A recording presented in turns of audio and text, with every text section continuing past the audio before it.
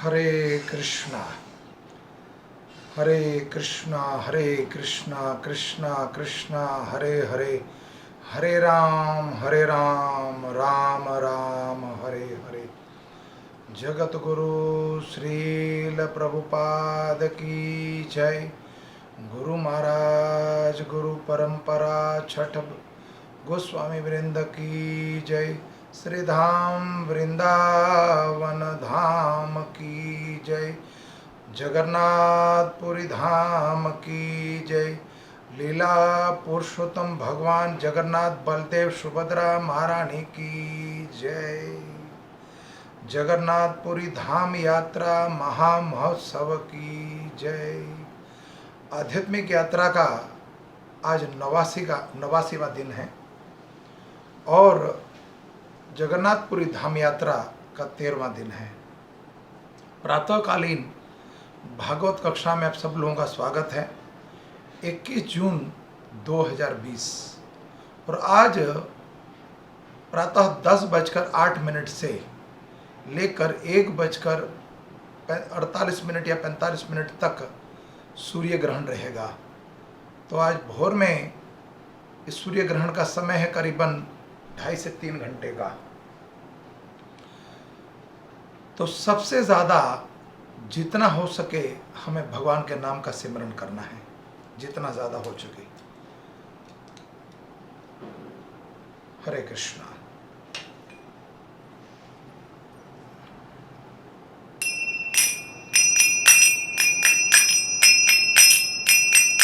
जय राधा माधव कुंज बिहारी, जय राधा माधव कुंज बिहारी, जय गोपी जन वल्लभ गिरवरधारी, जय गोपी जन वल्लभ गिरवरधारी, यशोदानंदन ब्रज जन रंजन, यशोदानंदन ब्रज जन रंजन, यमुना तीरा वनचारी, यमुना तीरा वनचारी, जय राधा माधव कुंज बिहारी, जय गोपी जन वल्लभ गिरवरधारी, जय गोपी जन वल्लभ गिरवरधारी, यशोदानंदन ब्रज जन रंजन, यशोदानंदन ब्रज जन रंजन, नतीरा वनचारी, यमुना वनचारी। हरे कृष्णा कृष्णा कृष्णा हरे हरे, हरे राम राम राम हरे हरे, हरे कृष्णा कृष्णा कृष्णा हरे हरे, हरे राम राम हरे हरे, हरे कृष्णा कृष्णा कृष्णा हरे हरे, हरे राम राम हरे हरे, हरे कृष्णा कृष्णा हरे हरे, हरे राम राम हरे हरे। जय वृंदावन धाम वृंदावन धाम, जय वृंदावन धाम, जय अवन धाम वृंदावन धाम, जय वृंदावन धाम, जय कृष्ण बलराम जय कृष्ण बलराम, जय गौरानिताय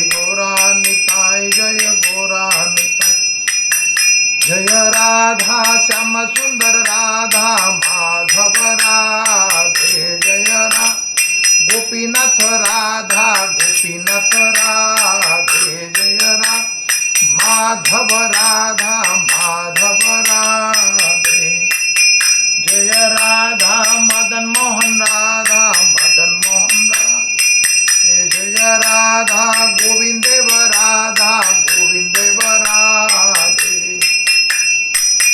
जय राधा राधिका रमन राधा राधिका रमन राधे जय राधा पार्थ सारथी राधा पार्थ सारथी राधे जय राधे श्याम राधे श्याम राधे श्याम जय राधे श्याम जय श्री राम लक्ष्मण हनुमान सीताराम लक्ष्मण हनुमान जय जगन्नाथ जय जगन्नाथ जय बलदेव जय सुभद्रा जय जगन्नाथ जय जगन्नाथ जय बलदेव जय सुभद्रा जय जय जय जय जगन्नाथ जय जगन्नाथ जगन्नाथ स्वामी नयन पथगामी जगन्नाथ स्वामी नयन पथगामी जय जगन्नाथ जय जगन्नाथ जय बलदेव जय सुभद्रा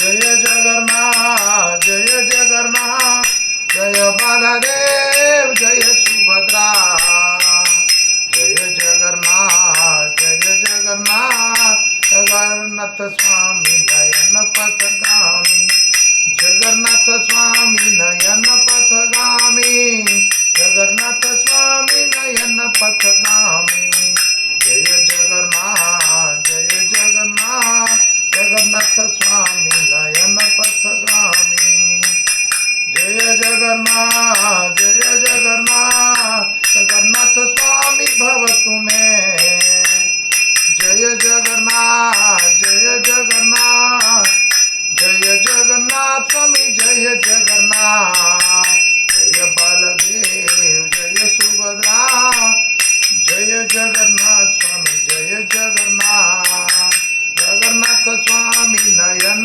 पथगामी जगन्नाथ स्वामी नयन पथगामी हरे कृष्णा कृष्णा कृष्ण हरे हरे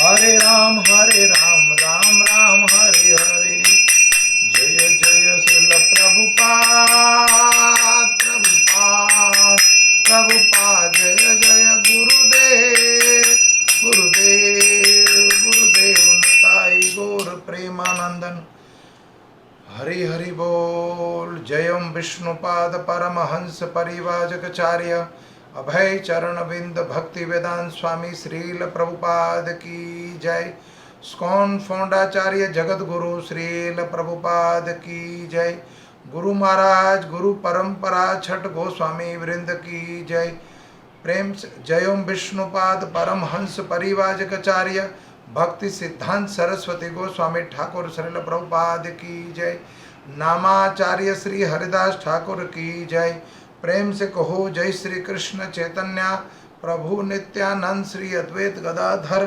श्रीवासादि गौर भक्तविंद की जय श्री श्री राधा कृष्ण गोपिनाथ श्याम कुंड राधा कुंड गिरी गोवर्धन धाम की जय गंगा मई यमुना मई की जय नवद्वीप मायापुर धाम की जय पुरुषोत्तम क्षेत्र जगन्नाथपुरी धाम की जय जगन्नाथ बलदेव सुभद्रा महारानी की जय राधा श्याम सुंदर वृंदावन धाम की जय ब्रज मंडल 84 कोसी धाम की जय रुक्मणी द्वारिकाधीश की जय बद्रीनाथपुरी धाम की जय चित्रकूटपुरी धाम की जय रामेश्वरपुरी धाम की जय अनंत कोटि वैष्णव विंदताय गौर प्रेमानंदन हरि हरि बोल।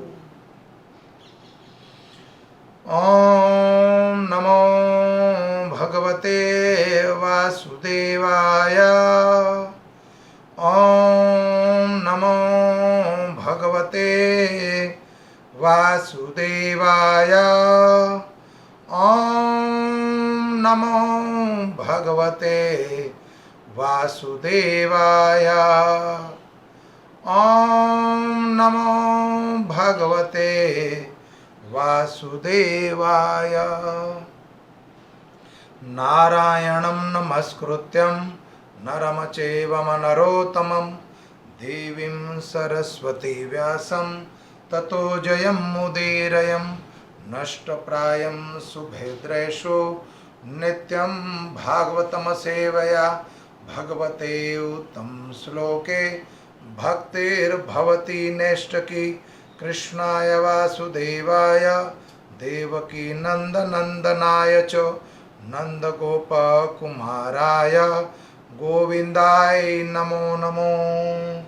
ओम अज्ञानं तिमिरं ध्यानस्य ज्ञानजनाशलाकया चक्षुरुपं येन तस्मै श्रीगुरुवे नमः। वंशाकल्पतरुभक्षा कृपा सिंधु एव च पतितानां पावनेभ्यो वैष्णवेभ्यो नमो नमो। अनंत कोटि वैष्णव विंद की जय। निताई गौर प्रेमानंदन हरि हरि बोल। तो आज सूर्य ग्रहण मुख्य, आज का जो सूर्य ग्रहण है इस सदी का सन 2020 का सबसे बड़ा ग्रहण सूर्य ग्रहण है और इसके कई दोष लग सकते हैं, इसके कई अपशकुन हो सकते हैं। जैसे कि सूर्य ग्रहण लगने से पहले 12 घंटे पहले सूतक लग जाता है। हम 3 दिन से इसके बारे में आपको बताते हैं, इसकी जानकारी बता रहे हैं आपको। तो 20 तारीख शनिवार रात से ही 10:10 से ये सूतक लग गया है और सूतक का प्रभाव जो रहेगा वो 1:48 माने 1:45 बजे तक। और सूर्य ग्रहण का जो समय हो 10:08 से लेके 1:48 तक, तो करीबन 3 घंटे का सूर्य ग्रहण, सबसे बड़ा सूर्य ग्रहण है ये। तो सूर्य ग्रहण के समय और सूतक के समय में क्या नहीं करना चाहिए। सूतक जैसे लगा है तो हमें हमारे घर के अंदर जो भी खाने की सामग्री है उस सब के अंदर तुलसी दल या फिर कुसा घास डाल देनी चाहिए। कुसा घास भगवान वराह के रोमकोप से प्रकट हुई है तो शुद्ध मानी गई है, शुभ मानी गई है। और तुलसी भगवान के चरणों में अर्पित होती है तो वो भी शुभ है, अशुद्ध नहीं है। तो ध्रुवा घास भी बोलते हैं और कुसा भी बोलते हैं। तो खाने के जो भी पदार्थ है उसमें उसको डाल के रख देना चाहिए, कुसा या तुलसी का पत्ता।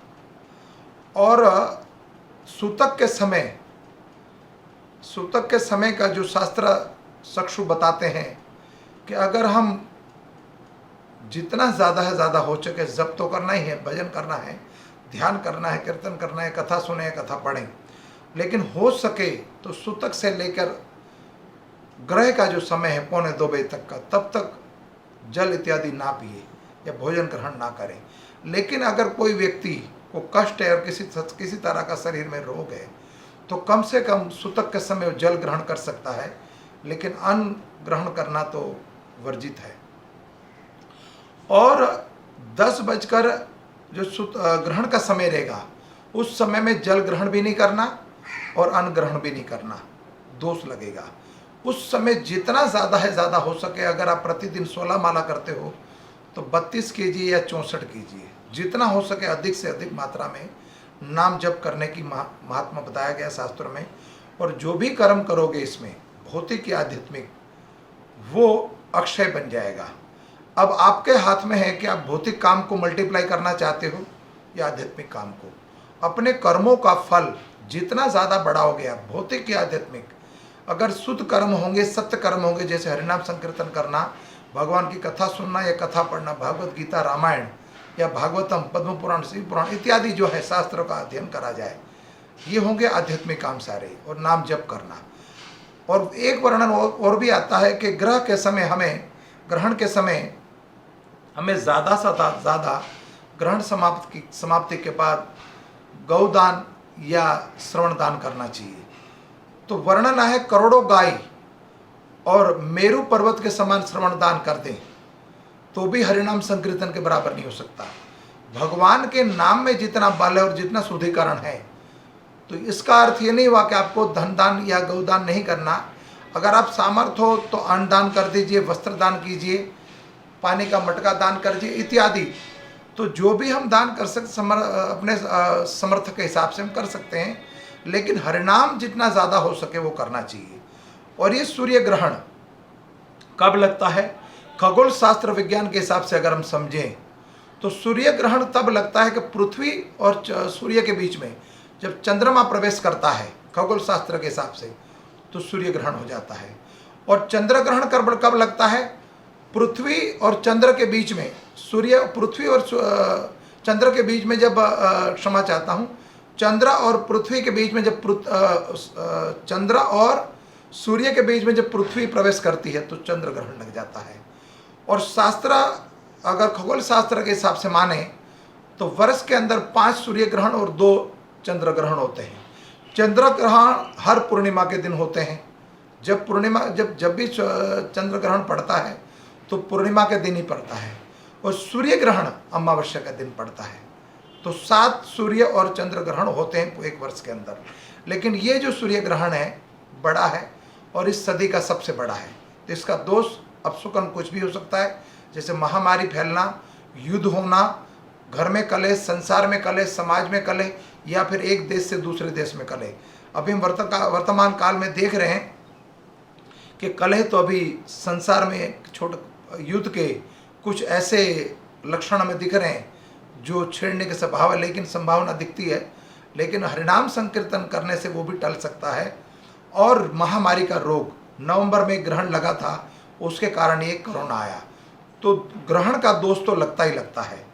और ग्रहण ये कब लगा था? ये प्राचीन काल में, आज की बात नहीं है। ग्रहण आप पहले भी इसकी कथा सुन चुके हो, समंदर मंथन के समय। वैसे 9 ग्रह होते हैं, लेकिन समंदर मंथन के समय इस भागवत जगन्नाथपुरी यात्रा में भी जो पाठ आ रहा है वो भी नवग्रह मंदिर का आ रहा है। भाग्यवश कल हमने करा था जो माता लक्ष्मी का क्रोध का वर्णन करा था, उसके बाद जो वर्णन आ रहा है उसमें नवग्रह मंदिर का आ रहा है। तो नवग्रह के बाद ये ग्रहण कब लगा? जब समंदर मंथन हुआ। अब विस्तार से कथा सुन चुके हो पहले, समंदर मंथन लीला, उसमें हमने वर्णन किया था कि जब समंदर मंथन करा देवता और दानवों ने मिलकर, दोनों ने एक समान मेहनत करी, एक समान परिश्रम किया। लेकिन जब समंदर से मंथन करने के बाद अमृत की प्राप्ति हुई, तब दानव उसको छीन के ले गए, कपट कर दिया उन्होंने। जब अमृत छीन गया उनके हाथ से, तो कथा सुन चुके हो।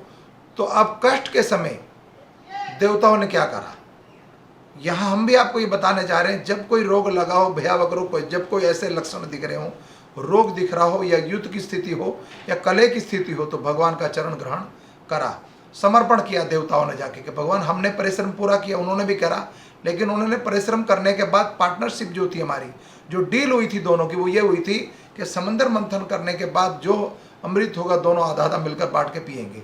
जब ये कॉन्ट्रैक्ट साइन हुआ था, टेम्परेरी हुआ था, कुछ समय के लिए, जब तक देवता और असुरों की संधि हुई थी मात्र समंदर मंथन करने के लिए। लेकिन अमृत प्राप्ति जब हो गई तो उन्होंने कपट कर दिया। जब अमृत छीन के भाग गए भगवान धन्वंतरी के हाथ से, तो भगवान के चरणों, श्री भगवान के अजित के चरणों में फिर देवता लोग गए और उनसे प्रार्थना करी, तो भगवान ने मोहिनी रूप धारण किया। फिर कथा तो विस्तार से है, लेकिन फिर जब मोहिनी ने एक पंगत में देवताओं को बिठाया और एक में असुरों को बिठाया, तो मोहिनी ने अपने शौर्य से, अपने कला से, 64 कला संपूर्ण भगवान ने तो मोहिनी रूप धारण कर लिया। वही मदन मोहन मोहिनी रूप धारण करते हैं। मोहिनी रूप धारण करके देवता और दानवों को अमृत पिलाने का वायदा किया। लेकिन जब अमृत पिलाने की बारी आई तो असुर को भगवान मोहिनी कहती है कि मैं जो ऊपर का पतला पतला अमृत है वो देवताओं को पिला के सबको भगा देती हूँ यहाँ से, उसके बाद जो गाढ़ा माल बचेगा वो तुम्हें पिलाऊंगी मैं। अब जब देवताओं को अमृत पिलाना प्रारंभ कर दिया, तब दानवों के बीच में एक असुर बैठा हुआ था जिसका नाम था राहु। राहु ने दूर से देख लिया कि ये अमृत जो है हमारे हाथ में, ये मोहिनी जो है, स्त्री जो सुंदर है बड़ी, तो मोह में सबको अपने सौंदर्य से मोहित कर रही है असुरों को, लेकिन ये अमृत पिलाने वाली नहीं है। तो कपट तो करके छीन लाए, लेकिन फिर भी हमारे हाथ में नहीं लगने वाला। तो राहु ने क्या करा, सूर्य और चंद्र के बीच में जाके बैठ गया असुर। तो यहां से ये ग्रह और बढ़ गए एक। अगर बुद्धिमान व्यक्ति का संग कर लिया जाए तो दुष्ट भी देवताओं की गिनती में आ गया। जो असुर था उसकी भी क्या गति हो गई, देवताओं की गिनती। माने 9 ग्रह जो देवता के, सूर्य ग्रह, सूर्य चंद्र इत्यादि, शनि इत्यादि सारे ग्रह है, तो उस ग्रह में गिनती हो गई इसकी। तो यहाँ यह सिद्धांत प्रस्तुत हुआ कि अक्लमंद के साथ बैठना चाहिए, मूर्ख के साथ नहीं बैठना चाहिए। कोई मूर्ख व्यक्ति के बीच में कोई समझदार जाके बैठ गया तो वो भी मूर्ख गिना जाएगा।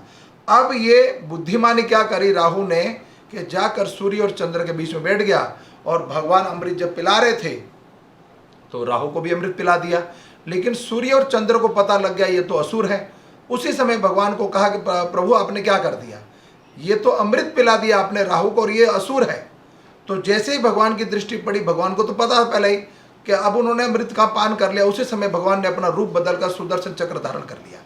साक्षात नारायण प्रकट हो गए, और नारायण प्रकट होते सुदर्शन चक्र से उनका धड़ से सर अलग, मस्तक अलग कर दिया। तो अभी अमृत का जो पान था वो मुख में हुआ था, अभी उदर में नहीं उतरा था, इसलिए उनका सर कट गया वो राहु, और कटा हुआ सर था राहु केतु बन गया। तो वो प्रभाव डालता रहता है सूर्य और चंद्रमा पे। तो जो खगोल शास्त्र के हिसाब से तो मैंने बताया आपको पृथ्वी का और चंद्रमा और सूर्य का जो मेल होना, लेकिन शास्त्र क्या कहता है, भागवतम के 5वें स्कंद में पूरा वर्णन है इसका। तो शास्त्र ही वर्णन करता है कि सूर्य को जब ग्रहण करता, ग्रहण माने ग्रास करना, उसको निगल जाता है वो राहु। तो जब सूर्य को ग्रहण करता है तो पेट तो है नहीं, फिर बाहर सूरज आ जाते हैं, और जब तब सूर्य ग्रहण हो जाता है। और जब चंद्र को ग्रास करता है वो उसको मुख में डाल लेता है चंद्र और सूर्य को, उस समय फिर ग्रहण लगता है। जब चंद्र को ग्रास किया तो ग्रहण लग गया, लेकिन जब तक वो पेट में उतार ही नहीं सकता। तो मैक्सिमम जो ग्रहण का समय रहता है वो करीबन 48 से 45 मिनट या मैक्सिमम पौने घंटे का रहता है। लेकिन इस बार का जो ग्रहण है वो कुछ बड़ा है, लेकिन ये पेट में धारण नहीं कर सकते। लेकिन सूर्य और चंद्रमा के समक्ष भगवान का सुदर्शन चक्र अपने भक्तों की रक्षा करने के लिए नियुक्त रहता है। और ये सूर्य ग्रहण सतयुग की घटना है, समुद्र मंथन के समय जो आपको बता रहा हूँ। तो उस समय से लेकर आज तक ये दोष लगता आया है, इसीलिए इसका प्रभाव सूर्य ग्रहण के समय और चंद्र ग्रहण के समय असुर का प्रभाव पड़ता है। तो जितना भी हमारा खाने की सामग्री है, गर्भवती स्त्री है या छोटा बच्चा है या वृद्ध, उस पर ज़्यादा प्रभाव पड़ता है। तो गर्भवती को, स्त्री को घर से बाहर नहीं निकलना चाहिए सूर्य ग्रहण के समय या चंद्र ग्रहण के समय, घर में रहना चाहिए। उसके पेट पर गौमूत्र और गोबर से लेप करना चाहिए और तुलसी पत्ता, तो उस पर प्रभाव नहीं पड़ेगा। और बच्चों को और बूढ़े को और बड़े को भी घर के बाहर, वृद्ध युवा व्यक्ति को भी ग्रहण के समय बाहर नहीं निकलना चाहिए। वैसे भी ग्रहण के बाद जैसे ग्रहण समाप्त होगा उसके बाद तुरंत हमें स्नान करना चाहिए, फिर भोजन इत्यादि ग्रहण करें। और ग्रहण के समय मंदिर में भगवान को दोष नहीं लगता, लेकिन पूजा इत्यादि सब कुछ पहले करने के बाद मंदिर के कपाट बंद हो जाते हैं। तो भगवान को जो भोग लगाया गया, ये भोग बना सकते हो ग्रहण से पहले। अब सूतक लग गया, उसमें भी प्रसाद बना सकते हो भगवान का। प्रसाद में तुलसी दल जैसे रोज पधराते हो, पधरा के भगवान को भोग लगा दो, फिर पर्दा लगा दो, लेकिन वो भोग तब तक नहीं उठाना जब तक ग्रहण समाप्त न हो जाए। तो ग्रहण का दोष तो है, उस समय अन्नपान नहीं करना, पहले ही बता रहा हूँ, जलपान भी नहीं करना। ग्रहण के समय तो प्राइम लोकेशन, प्राइम समय है, इस समय में जितना हो सके ज़्यादा भजन करो। बार बार कह रहा हूँ, ज़्यादा भजन करना चाहिए। तो इस कब का है? सतयुग का, और अभी चल रहा है कलयुग। तो आज से 5000 वर्ष पहले भी ये ग्रहण के समय भगवान द्वारिका से कुरुक्षेत्र में ब्रह्म सरोवर में स्नान करने के लिए आए थे, तब भी लगा था।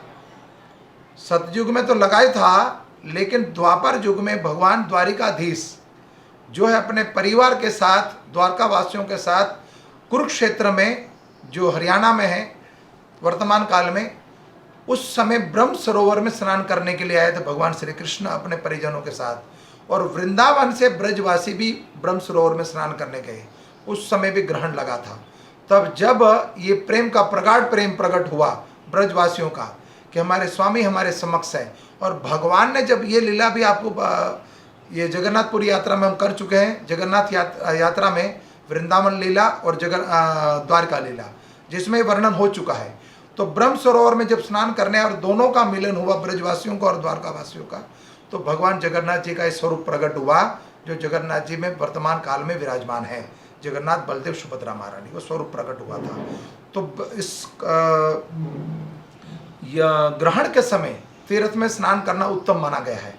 स्नान कर ग्रहण समाप्त होने के बाद तीर्थ में स्नान करा जाए, फिर भक्तों को, वैष्णवों को, गौदान को, गौओं को, ब्राह्मणों को मंदिर में इत्यादि दान देना चाहिए जितना हो सके। ये अक्षय बन जाता सब। तो सबसे उत्तम घड़ी और उत्तम समय होता है। प्रतिकूल समय भी अनुकूल समय बन सकता है, लेकिन मात्र हरिनाम के सिमरन से। जैसे देवताओं ने रक्षा के लिए भगवान की चरणागति स्वीकार करी, ठीक उसी तरह हमें भी इस प्रतिकूल समय में भगवान का चरण ग्रहण करना चाहिए और अपने आप को समर्पण कर देना चाहिए। जितना ज़्यादा है ज़्यादा हो सके हरे कृष्णा कृष्णा कृष्णा हरे हरे, हरे राम राम राम हरे हरे, हरिनाम संकीर्तन कीजिए जितना हो सके। ये कलयुग का जो काल का दोष है वो भी बचा देता है। हरे नाम केवलम गतिरन्यथा, कलेव नास्तेव नास्तेव नास्तेव नास्तेव गतिरन्यथा। कली का दोष लगने से कोई और नहीं बचा सकता, मात्र हरि का नाम हरि का नाम हरि का नाम। इसके अलावा अतिरिक्त कुछ भी नहीं साधन हमारे पास। अब हम कथा में प्रवेश करते हैं।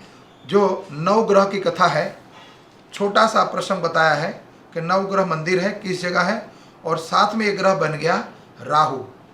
तो हमें राहु सूर्य और चंद्रमा को कष्ट ना पहुंचाए, इसलिए दान इत्यादि करना और इसीलिए हरिनाम संकीर्तन करना है। और राहु और सूर्य और चंद्रमा हम पर कृपा करते हैं प्रतिदिन। हमारे लिए औषधि, हमारे लिए वनस्पति, हमारे लिए फल फूल, जितना भी सामग्री, हवन सामग्री है, ये भोजन पदार्थ है, ये सब सूर्य और चंद्रमा की कृपा से हमें प्राप्त होता है। जल इत्यादि जो कुछ प्राप्त है हमें, खाद्य पदार्थ सारा सूर्य और चंद्रमा की कृपा से प्राप्त होता है।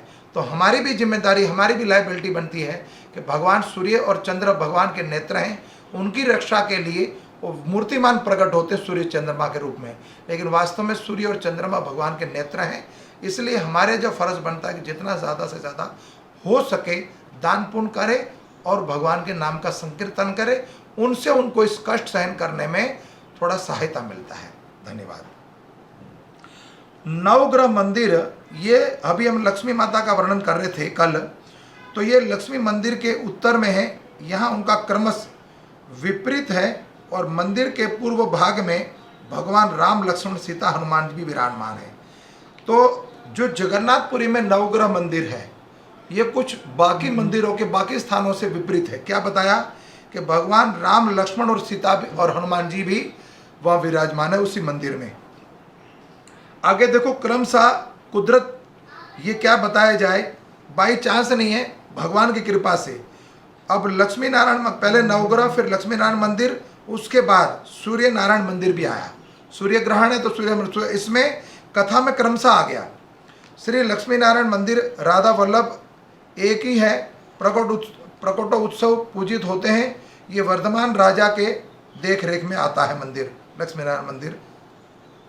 उसके उपरांत सूर्य नारायण मंदिर, लक्ष्मी नारायण मंदिर के सामने पूर्व की ओर यह मंदिर कूर्म प्राचीर से सटा हुआ है। इसमें सूर्य सप्तरथ मंदिर कहा जाता है और इसके 3 भाग हैं, विमान, जगमोहन एवं नाट्य मंदिर। मादला पंचांग में भी इनके अनुसार उड़ीसा नरेश महाराज नरसिंह देव ने 1622 और 1647 में इस विग्रह को कोरनाक से लाकर इसमें प्रतिष्ठित किया था। तो सप्तरथ समझते हैं आप, रथ का मतलब वो सूर्य देवता जब चलते हैं तो उनके पास रथ होता है, उस पर 7 घोड़े होते हैं और बड़े बलवान, बड़े तेज होते हैं। उनकी गति बहुत तेज होती है, वो सारा दिन पृथ्वी के चारों ओर चक्कर लगाते रहते हैं, 2400 घंटे चलते, एक क्षण भी नहीं रुकता। ठीक है ना। और प्रतिष्ठित किया था इसको महाराज नरसिंह देव ने। इसके वेदी पर एक और सूर्य के विग्रह हैं, विग्रह के पीछे ही एक और जो साधारण ढका हुआ है। पुजारी से निवेदन करने पर आपको अंदर जाकर देखकर एवं स्पर्श करके भी देख सकते हैं। प्रतिदिन 8:30 बजे इनकी पूजा होती है। हर रविवार को उनको दोबारा महास्नान कराया जाता है। रवि जो है उस सूर्य का प्रतीक है। तो सूर्य को रवि भी बोला जाता है। तो रविवार के दिन प्रतिदिन 8:30 बजे भगवान सूर्य का वहाँ अभिषेक भी होता है जगन्नाथपुरी में। चैत्र शुक्ल षष्टमी उनकी गुड़ीचा यात्रा का पर्व मनाया जाता है।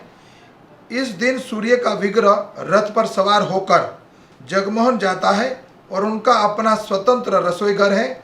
उनके द्वार पर ज्वर ठाकुर भी हैं, जिन्हें लोग ज्वारादि में पूजा एवं पणा भोग लगाते हैं। तो भगवान सूर्य का रथ यात्रा पर रथ यात्रा निकलती है और वो भी रथ पर सवार होकर जगमोहन मंदिर में, जगमोहन भवन में प्रवेश करते हैं। स्वतंत्र, उनका स्वतंत्र रसोई घर भी है। उसके उपरांत नाभिकटा मंडप, वामन देव मंदिर, दधि वामन मंदिर, श्री राम मंदिर, पातालेश्वर महादेव मंदिर, सत्यनारायण मंदिर, राजा आंगन या पाट आंगना, श्री चैतन्य महाप्रभु चरण चिन्ह मंदिर। अब ये स्थिति और ये उत्तम कथा आ रही है। तो यहाँ हम वामन देव मंदिर की चर्चा कर लेते हैं। ये सूर्य मंदिर के सामने ही मूल मंदिर से सटा हुआ है। इसके दर्शन के लिए सीढ़ियाँ बनी हुई है, जिसमें अति अधिक सुंदर वामन देव के श्री विग्रह हैं, विराजमान हैं। सूर्य मंदिर के पूर्व दधि वामन है, जो उदयपुर के राजा द्वारा प्रतिष्ठित विग्रह हैं। ये अत्यंत सुंदर त्रिभंग रूप में कृष्ण के विग्रह हैं, जो समस्त दर्शनार्थियों के लिए मन को आकर्षित करने वाले विग्रह हैं। भगवान वामन देव का नाम दिया गया है दधि वामन। दो मंदिर एक साथ वामन देव के, एक वामन देव मंदिर, एक दधि वामन देव मंदिर। तो यहाँ पर भगवान सुंदर त्रिभंग रूप में कृष्ण के रूप में प्रकट है, विराजमान है। उसके बाद चैतन्य महाप्रभु चरण चिन्ह लीला। गौड़िया वैष्णव समाज या भक्तों के लिए यह अत्यंत महत्वपूर्ण स्थल है, क्योंकि यहाँ साक्षात श्री चैतन्य महाप्रभु के चरण चिन्ह एक पत्थर पर स्वयं प्रकट हैं। प्रतिदिन महाप्रभु अपने प्राणनाथ जगन्नाथ का दर्शन करने के लिए जगन्नाथपुरी में भगवान जगन्नाथ बलदेव सुभद्रा महारानी के दर्शन के लिए प्रतिदिन महाप्रभु चैतन्य महाप्रभु दर्शन के लिए आते थे और गरुड़ स्तंभ के पीछे खड़े होकर प्रतिदिन दर्शन करते थे। वहाँ से सुंदर दर्शन भगवान के होते हैं। तो आगे क्या घटना घटी, क्या लीला हुई, महत्वपूर्ण स्थल है, क्योंकि साक्षात चैतन्य महाप्रभु के चरण चिन्ह एक पत्थर पर स्वयं प्रकट हैं। प्रतिदिन महाप्रभु अपने प्राणनाथ भगवान को अपना प्राणनाथ बताते हैं। प्राणनाथ क्यों बताते हैं?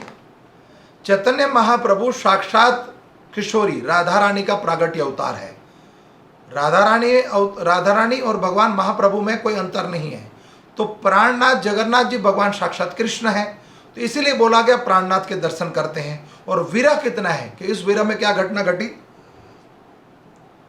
प्राणनाथ जगन्नाथ के दर्शन करने आते हैं और गरुड़ स्तंभ के सिर निकट खंड होकर अमीनिस नेत्रों से अश्रु प्रवाह करते हुए दर्शन किया करते हैं।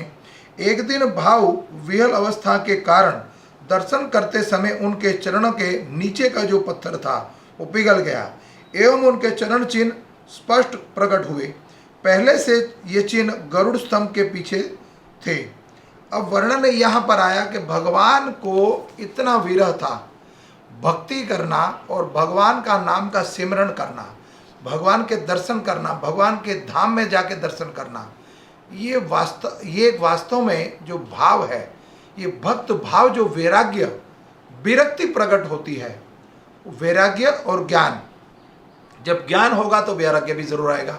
तो वैराग्य के भाव से विरह जो प्रकट हुआ, उसमें अश्रुपात, महाप्रभु के नेत्र से अश्रु, नाम जप करें और भगवान के नाम का नाम जप करते समय अगर विरह प्रकट ना हो तो फिर हम भजन कर ही नहीं पा रहे हैं।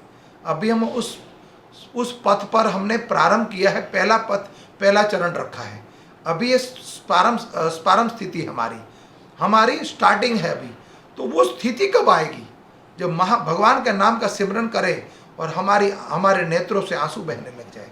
तो महाप्रभु साक्षात भक्ता अवतार है, भगवान का साक्षात भक्ता अवतार है। तो जब भी वो भगवान के विरह दर्शन करते थे तो विरह अपने हृदय में प्रकट हो जाता था और भगवान के महाप्रभु के नेत्रों से अश्रु और शरीर में रोमकोप उसमें शरीर के अंदर भी ऐसे लक्षण प्रकट होते थे। कभी तो बेहोश हो जाते थे, मूर्छित अवस्था हो जाती, नाचते नाचते कूदते कूदते बिल्कुल बेहोश हो जाते थे, पता लगे कि मूर्छित हो गए और मरण श्रेया पे चले गए, ऐसा लगता था। लेकिन भक्तगण फिर भगवान के नाम का हरि नाम हरि बोल सिमरण करते थे, फिर महाप्रभु खड़े हुए थे तो नाचने लगते थे, कूदने लगते थे। तो नाम पे इतना बल है, नाम में इतनी शक्ति है। तो महाप्रभु अपने लीला में वर्णन करते हैं कि भगवान के महाप्रभु के चरणों का नीचे का जो पत्थर था पिघल गया और उनके चरण चिन्ह उस पर स्पष्ट प्रकट हुए। ये चरण चिन्ह पत्थर जो है गरुड़ स्तंभ के पीछे था, परंतु वर्तमान काल में परंतु 19वीं शताब्दी के अंत में वहां से नवद्वीप के राधा रमन देव बड़ बाबा जी के द्वारा निकाला और बाहर इससे स्थापित कर दिया गया। पहले तो गरुड़ स्तंभ के पास ही पत्थर था जिसमें भगवान के चरण चिन्ह हैं, लेकिन नवद्वीप के राधा रमन देव बड़ बाबा जी के सभी भक्तों को इसका लाभ प्राप्त हो, सभी को दर्शन हो, इसीलिए वहां से निकालकर ऐसा भी कहा जाता है कि मंदिर के उस पत्थर को राजा ने निकलवाया एवं अपने महल में ले जाकर रख दिया था। पूजा इत्यादि करने लगे जो राजा थे। तब गौड़िया वैष्णव ने उनसे निवेदन किया कि भगवान चैतन्य महाप्रभु के परम दर्शन सभी को होने चाहिए और उनके निवेदन को यथोचित स्वीकार करके यहाँ उन्हें स्थापन कर दिया, प्रदान करी।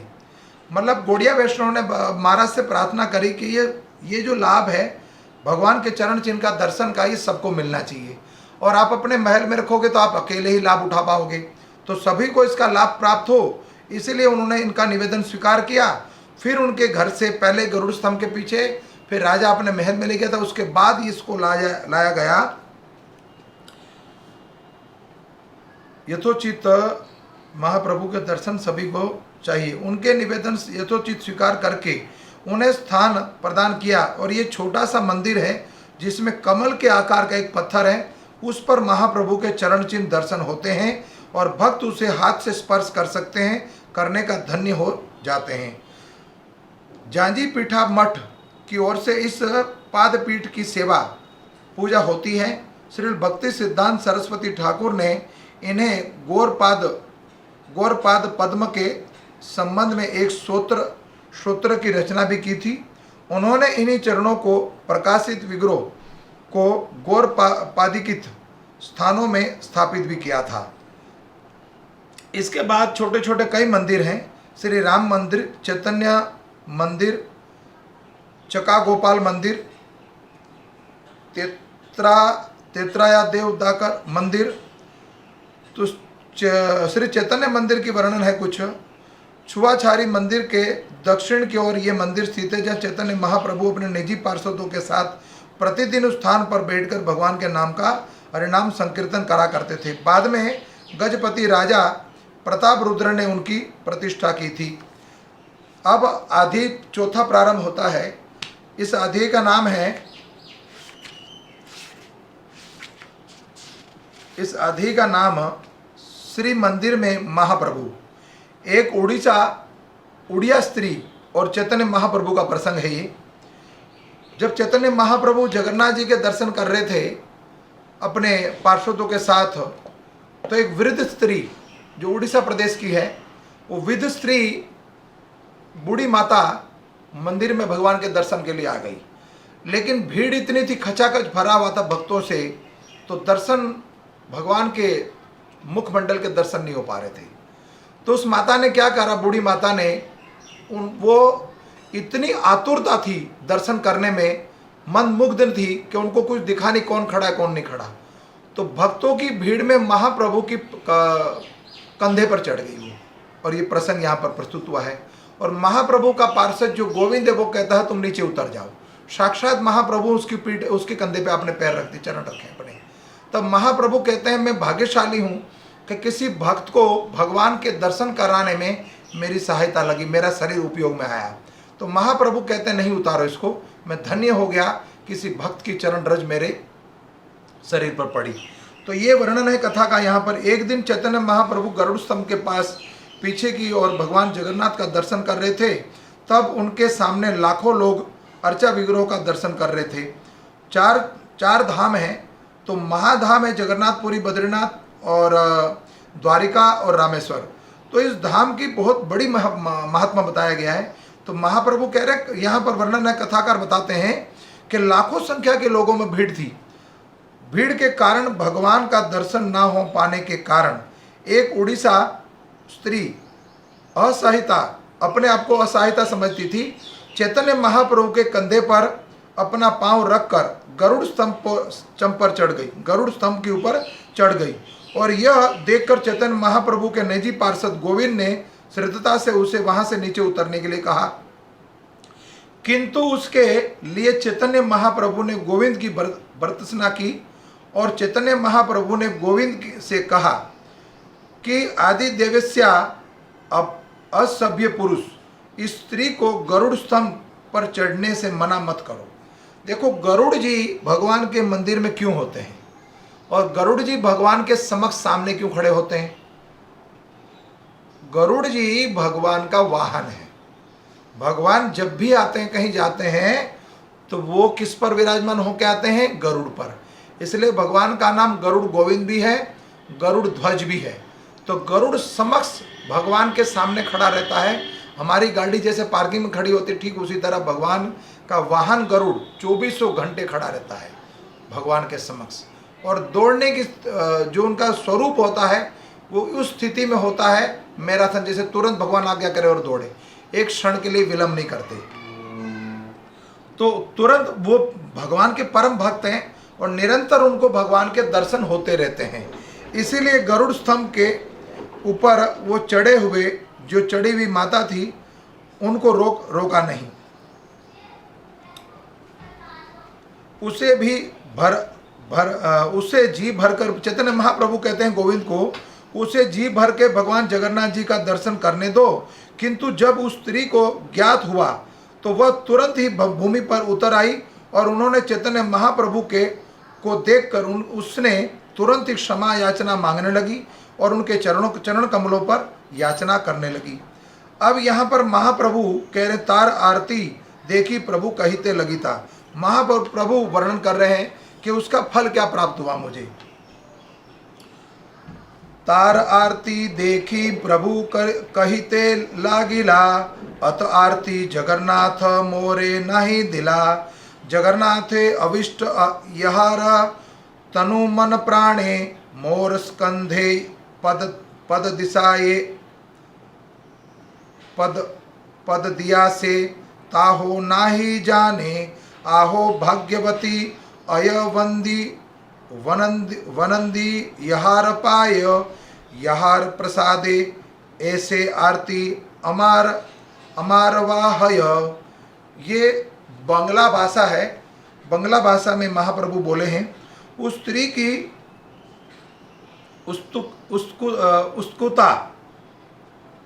उत्सुकता को देखकर चैतन्य महाप्रभु ने कहा, क्षमा चाहता हूँ, शब्द नहीं बोल पा रहा हूँ। उत्सुकता मतलब उनका इतना ललायत थी वो जगन्नाथ जी ने मुझे इतनी उत्सुकता प्रदान नहीं की।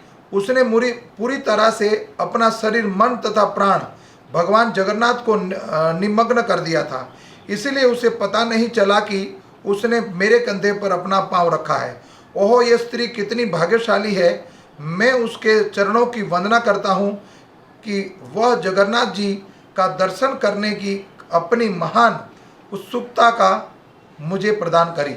अब महाप्रभु, चैतन्य महाप्रभु कह रहे हैं कि कोई भक्त का चरणविंद अगर हमारे मस्तक पर या हमारे शरीर पर उनकी चरण रज पड़ जाए तो जीव का बेड़ा पार हो जाता है। तो यहाँ पर वर्णन है जगमोहनपुरी मुंडा। यहाँ एक दिन भगवान जगन्नाथ के प्रातः काल जगने के समय पर चैतन्य महाप्रभु अपने निजी भक्तों के साथ भगवान जगन्नाथ का दर्शन करने के लिए गए। भगवान जगन्नाथ का दर्शन करने के बाद श्री चैतन्य महाप्रभु ने श्री मंदिर में बेड़ा संकीर्तन, गोलाकार में संकीर्तन प्रारंभ किया है। उन्होंने 7 टोलियां बनाई और वे कीर्तन करने लगी। 7 टोलियों में से हर एक में अद्वैत आचार्य अथवा नित्यानंद महाप्रभु जैसा मुख्य नृतक था। ऐसी टोलियों के नृतक वक्रेश्वर पंडित, अच्युतनाथ दास, अच्युतनाद पंडित, श्रीवास, सत्यराज खान तथा नरहरि दास। जब चैतन्य महाप्रभु ने निरीक्षण करते हुए एक टोली से दूसरी टोली में विचरण करते, तो प्रत्येक टोली की व्यक्ति यही सोचते कि महाप्रभु हमारी टोली में है। सामूहिक कीर्तन से इतनी तुमुल ध्वनि हो गई थी, उससे आकाश भर गया था। जगन्नाथपुरी के सारे निवासी कीर्तन देखने के लिए आए थे। राजा भी अपने निजी सहायकों के साथ वहां पर आए और एक दूसरे को देख रहे थे। सारी रानियों ने महल की अटारियों पर दे चढ़कर कीर्तन को तेज ध्वनि से समस्त जगत कांपने लगा। जब सबों ने हरिनाम संकीर्तन का किया तो उसमें तुमुल ध्वनि उत्पन्न हो गई। उस तरह से महाप्रभु ने कुछ देर तक संकीर्तन करवाया, किंतु तब उन्होंने स्वयं नृत्य करने की इच्छा हुई तो सातों टोलियों का 7 दिशाओं में कीर्तन करने लगी तथा मृदंग बजाने लगे और चैतन्य महाप्रभु के बीचों बीच अति अधिक प्रेमावेश में नृत्य करने लगे। और श्री चैतन्य महाप्रभु को उड़िया भाषा की एक पंक्ति याद आ गई और उन्होंने उसे स्वरूप दामोदर जी से कहा कि उनका गान करे। तो यहाँ ये वर्णन आया कि महाप्रभु की जो लीला है, चैतन्य महाप्रभु के गोलाकार में 7 ट्रोलियां बनाई। प्राय आप देखते हो स्कॉन मंदिर में जब हरिनाम संकीर्तन होता है या सवेरे मंगला आरती या सिंगार आरती के समय या हरिनाम संकीर्तन के समय भक्तगण गोलाकार बनाते हैं और चैतन्य महाप्रभु को साक्षात मानते हैं। महाप्रभु हमारे बीच में है, साक्षात भक्ता अवतार है, मंत्रा अवतार है, चैतन्य महाप्रभु नाम अवतार है। तो जब भक्तगण वो कीर्तन करते हैं गोलाकार में, जिसमें शास्त्र साक्ष्य में बताया जा रहा है कि चैतन्य महाप्रभु भी स्वयं ये लीला करते थे और भक्तों को क्या आभास होता है कि महाप्रभु प्रत्येक ट्रोली में हैं। जब निरीक्षण कर रहे थे महाप्रभु तो वो देख रहे हैं कि जिस हर एक ट्रोली में प्रवेश करते एक दूसरी ट्रोली में जाते थे, तो वो ट्रोली में जितने भक्तगण क्या वो लीला प्रकट होती थी उनके बीच में कि महाप्रभु हमारे बीच में कीर्तन कर रहे हैं। ठीक यही लीला शरद पूर्णिमा के दिन रास लीला के समय भगवान गोपियों के साथ रास विहार करते हैं, तब प्रत्येक गोपी को लगता है कि भगवान श्याम सुंदर हमारे साथ विहार कर रहे हैं। लेकिन भगवान जब किसी को मोह हो जाता है तो भगवान मोह से फिर वहाँ से लुप्त हो जाते हैं, छुप जाते हैं, फिर विरह में गाते हैं। तो महाप्रभु भी विरह लीला है ये। और महाप्रभु कीर्तन करते करते बेहोश हो जाते हैं और स्वयं महाप्रभु भी नृत्य करना प्रारंभ कर दिया। उस समय महाप्रभु को एक पद याद आ गया और वो पंक्ति के बाद स्वरूप दामोदर जी को उन्होंने कहा कि इस पद को गाया जाए। जगमोहन नामक कीर्तन कक्ष में मेरा सिर जगन्नाथ के चरणों में गिरे। जगमोहन परिमुंडा याऊ, जगमोहन परिमुंडा याऊ, ये बेंगला भाषा है। जगमोहन नामक कीर्तन कक्ष में मेरा सिर जगन्नाथ जी के चरणों में गिरे। केवल इस पंक्ति के कारण चैतन्य महाप्रभु बड़े प्रेमावेश में नृत्य कर रहे थे और उनके चारों ओर से लोग उनके आंसू की जल से तैरने लगे। दिव्य आनंद में तैरते हुए महाप्रभु ने अपने दोनों बाहें उठाते हुए कहा, कीर्तन करो, कीर्तन करो, कीर्तन करो, हरि बोल, हरि बोल, हरि बोल। दिव्य आनंद में तैरते हुए लोग हरिनाम का संकीर्तन करने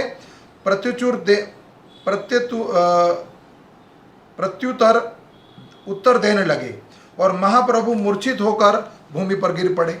महाप्रभु बोलते थे हरि बोल, तो सामने से बोलते थे हरि बोल, हरि बोल, हरि बोल, हरि बोल, हरि बोल, हरि बोल, हरि बोल, हरि बोल, हरि बोल।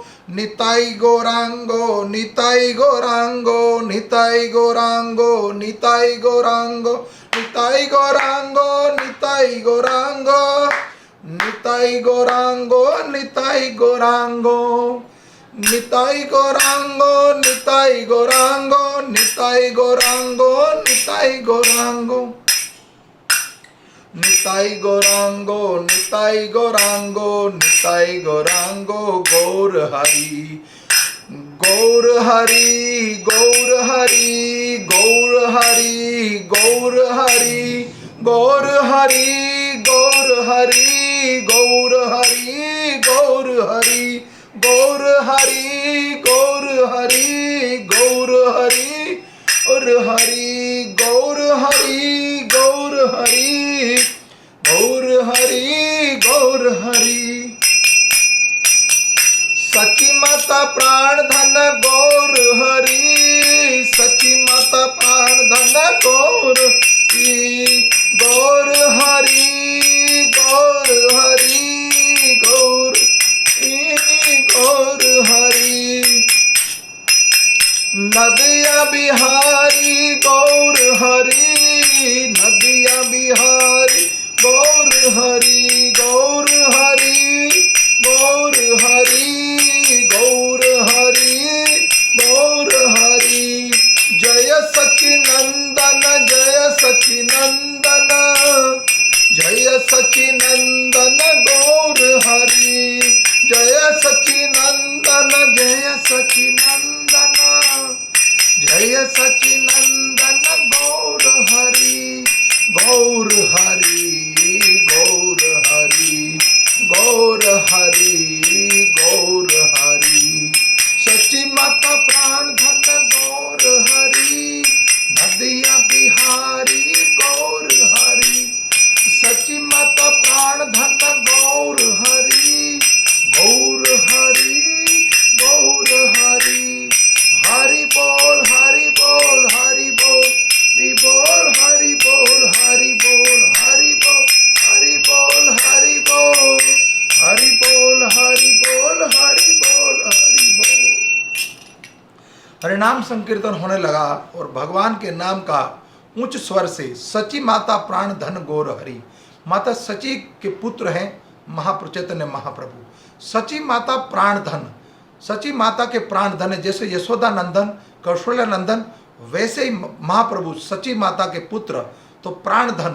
नदिया बिहारी नदिया मायापुर में नदिया बिहारी गौर हरि सची माता प्राण धन गौर हरि सची नंदन गौर हरि जय सची नंदन गौर हरि।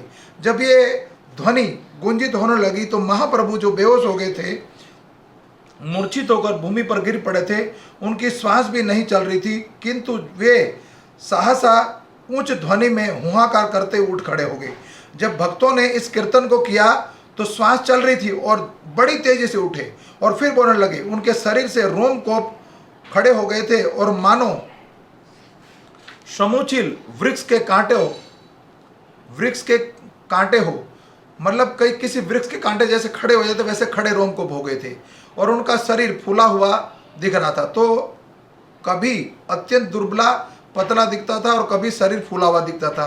प्रत्येक रोमकोप से पसीना बह रहा था और रक्त निकल रहा था। उनकी वाणी लड़खड़ा रही थी। अभी थोड़ी देर पहले जैसे हम बोले कि व्यक्ति जब भावुक हो जाता है तो मुख से वाणी नहीं निकलती, शब्द नहीं निकलते। भगवान का जब लीला प्रकट हो जाती है उनके हृदय में, भगवान जब प्रकट हो जाती है, भगवान के सन्मुख दर्शन होते हैं तो व्यक्ति की वो दशा हो जाती है या तो शब्द भेद हो जाता है कि मुख से शब्द नहीं निकलते या आंखों से आंसू निकल आते हैं, गला भर जाता है उनका। तो महाप्रभु की वो स्थिति हो गई और उनके वाणी लड़खड़ाने लगी और वे पंक्ति का ठीक से विचरण नहीं कर पा रहे थे, माने पैर भी लड़खड़ा रहे थे। केवल जज ज ज ग ग परि परि ममु ममु की उस तरह से पूरा महामंत्र नहीं बोला। जय जगन्नाथ जय जगन्नाथ के बदले निकल रहा था ज जगन्नाथ की जगह ग पूरी की जगह परि निकल रहा था। ममु जगन्नाथपुरी धाम में मैं स्मरण कर रहा हूँ तो ममु निकल रहा था, उच्चारित कर पा रहे थे और उनके सारे दांत हिलने लगे और मानो एक दूसरे से अलग हो जाएंगे। ऐसा लग रहा था कि मानो वे सब भूमि पर गिर पड़ेंगे। उनका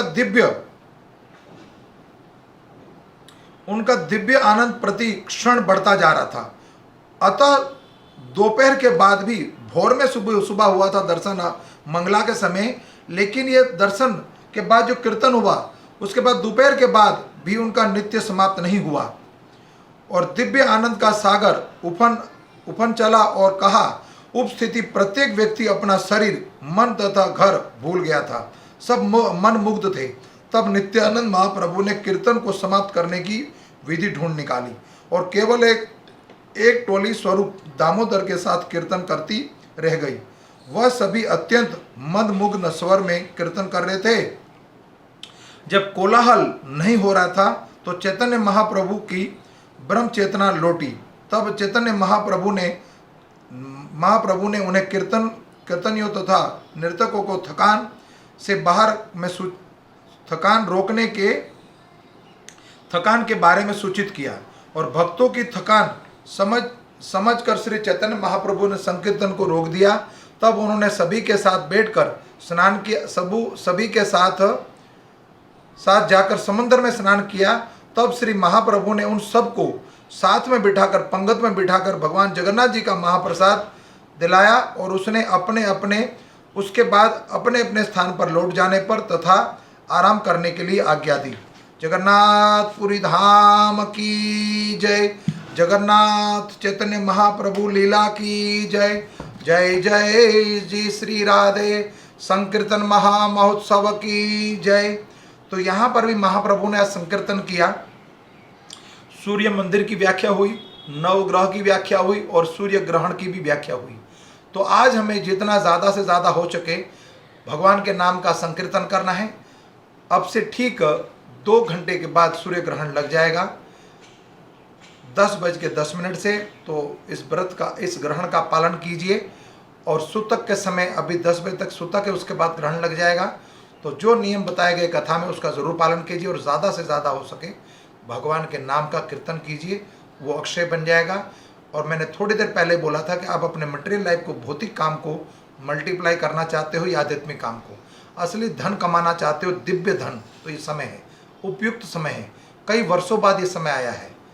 ये इस सदी में सूर्य ग्रहण के समय अमावस्या के दिन सूर्य ग्रहण लगना और उस वक्त हरिनाम संकीर्तन का संग्रह करना, दिव्य धन कमाने का सबसे उत्तम दिन है ये। तो भगवान के चरणों में एक बार प्रणाम करते हुए, वैष्णव के चरणों में प्रणाम करते हुए अपनी वाणी को यहाँ विराम देता हूँ। धन्यवाद। हरे कृष्णा। वांछा कल्पतरुभक्षा कृपा सिंधु एव च पतितानां पावनेभ्यो वैष्णवेभ्यो नमो नमो। नीलांचल निवासाय नित्याय परमात्मना बलभद्र सुभद्राय जगन्नाथाय ते नमो नमो। हरे कृष्णा। कोई त्रुटि रह गई तो क्षमा चाहता हूँ। जगत गुरु श्रील प्रभुपाद की जय। जय जय श्री राधे निताई गौर सुंदर भगवान जगन्नाथपुरी धाम की जय।